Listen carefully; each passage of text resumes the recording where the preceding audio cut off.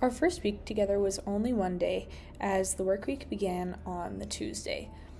We focused on building our foundations as a group and got to know each other through creating a rational agreement and setting boundaries, clarifying how we'd communicate.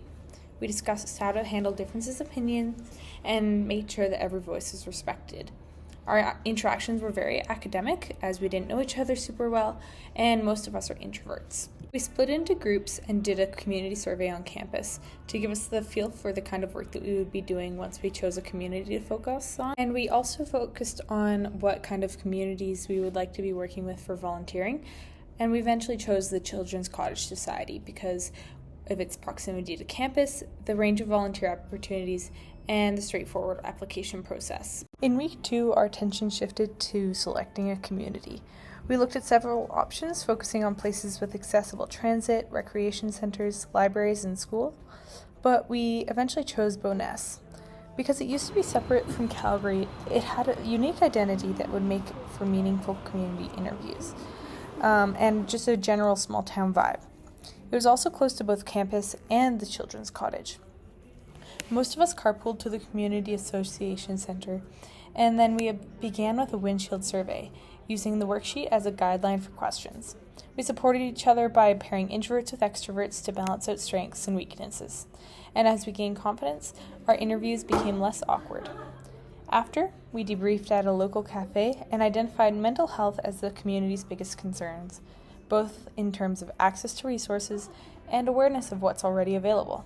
This led us into discussions about possible interventions to address those gaps of knowledge. Week 3 was our most challenging so far, as our regular instructor Christina wasn't there, so we had to rely on each other for direction. We visited a senior center, but we didn't contact them in advance as it was a last-minute decision. Looking back, we realized that we should have called ahead since we weren't able to contribute much without disrupting their routine. That became an important learning moment. When things don't go to plan, you gotta pivot. After speaking with a few of the seniors, we've shifted gears and went to the Bowness Public Library to continue working on our collaborative timeline and Google Doc. Later that week, we booked a study room at the TFDL to focus on our intervention project. We set clear goals, discussed layout options for our project, and we worked through differences in opinion by voting and compromising, staying true to our relational agreement. We decided on a poster, but left space to also create a brochure if time allowed. Our topics centered on mental health, community development, and who to contact if you witness an OD. By the end of the week, we planned another community assessment to better refine our understanding of Bowness's needs.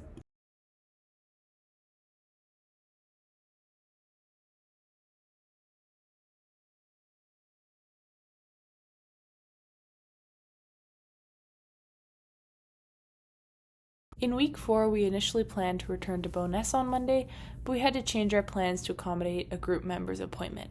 We decided to do the community assessment the next day. We discussed what we would do for the last few weeks of this course, and aside from the intervention, we still had a lot to do, such as our volunteering and IndigiTrails. Until this week, the Children's Cottage still hadn't gotten back to us, and since we only have a few weeks left, we had no choice but to explore other opportunities. So we pivoted and reached out to the senior center at Bowness, as they were always looking for volunteers, and we were given the opportunity to clean their kitchen. It was also greater clarity on the project expectations, and the process was way more organized. We had 3 tasks to complete: the collaboration timeline, the intervention, and the health promotion project that we were supposed to present. For more efficiency, we split into smaller groups to work on each project.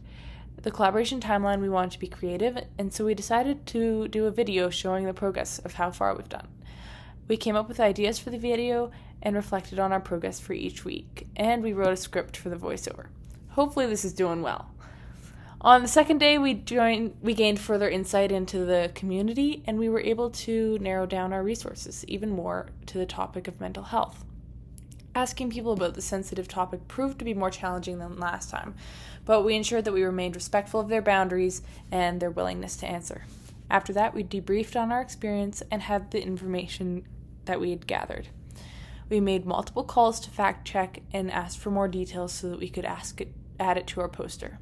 Overall, it was a very productive week, and we finalized our intervention and layout of the collaboration timeline with the project. On week 5, we only had one day of clinical activities because of the Day of National Truth and Reconciliation. Unlike our usual meetup time, we met up at the Senior Center at 8:45 to fulfill our volunteer experience for this course.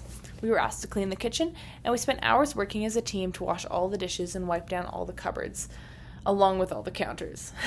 Afterwards, we had a short break to eat lunch before playing with seniors. We did floor curling using sticks to accommodate the seniors so they wouldn't have to bend down to grab the rocks. It was really fun with lots of friendly competition and welcoming seniors.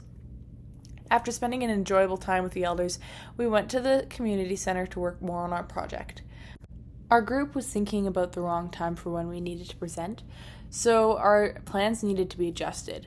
And we wanted to spend the half day on Monday so that we would have time to finish our project and practice presenting, but we forgot to consider the Indigenous walk, which we had planned to do on the same day, which gave us less time to work on the project, so we had to change our plan again. We tried to finish as much as we could, but we were open to working on it outside of school, as long as we managed to finish our parts before the next week.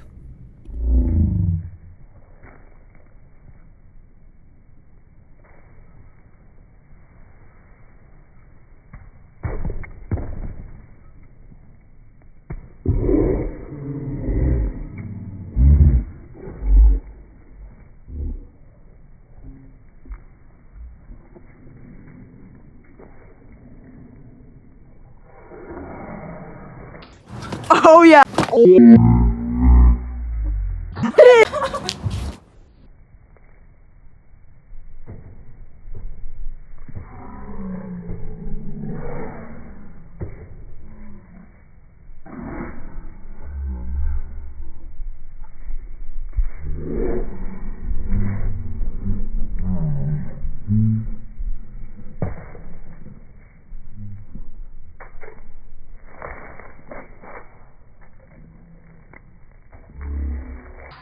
I have to do it.